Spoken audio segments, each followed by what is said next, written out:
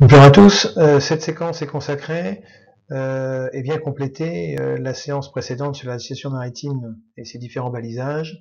Là, nous verrons les différents balisages concernant notamment les balisages de plage, de ponts, de plateformes, ainsi qu'une petite séance d'entraînement et de révision à la législation maritime.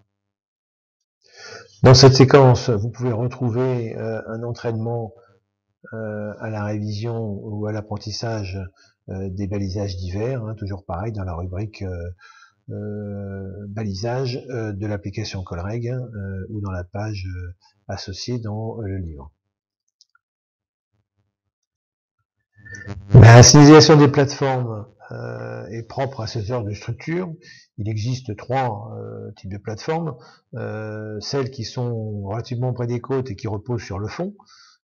Celles qui sont un peu plus éloignées et qui sont des plateformes dites flottantes et ancrées sur le fond, ou enfin un autre type, ce qu'on appelle les drill ships, qui sont des navires en général d'exploration qui engranchent par grand fond et sont en position dynamique, c'est-à-dire que le bateau, avec des moteurs et une propulsion particulière, permet de rester à une position fixe.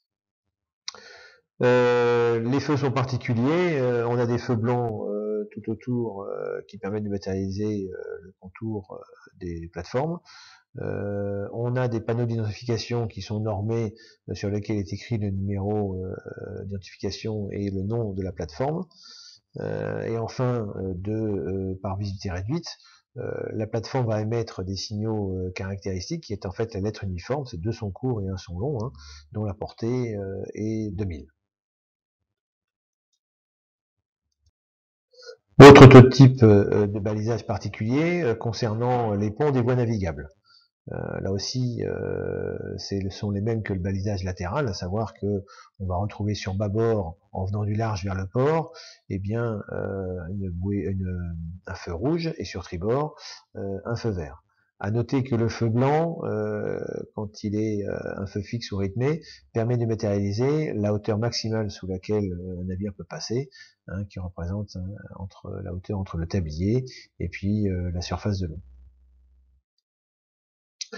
Le balisage de plage, qui est sous la responsabilité de la municipalité, ici en France, qui permet de délimiter une zone de 300 mètres dans laquelle aucun navire ne doit pénétrer, à moins qu'il y soit invité par un chenal, un chenal d'accès. On va retrouver les formes de balises sans qu'il y ait des couleurs. Donc on voit bien qu'un cylindrique sur bâbord et conique sur tribord.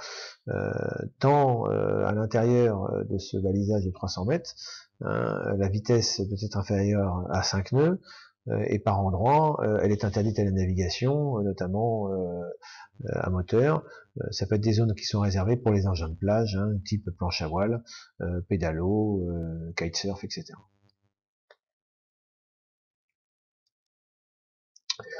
Vous avez ici, pour vous entraîner, un certain nombre de vues qui vous permettent de deviner un chenal d'accès, des zones de danger isolées, des zones de travaux, et donc c'est à vous, à titre d'entraînement, d'essayer de deviner le chemin que vous devez suivre, sachant que la première planche est un balisage de nuit, bien sûr, en région A. On peut voir ici donc matérialiser les bouées qui vous permettent d'essayer de trouver le chenal et pour mieux s'en rendre compte. Voici le chemin qu'il faudrait suivre. Vous avez un chenal principal et sur bâbord un chenal dit secondaire.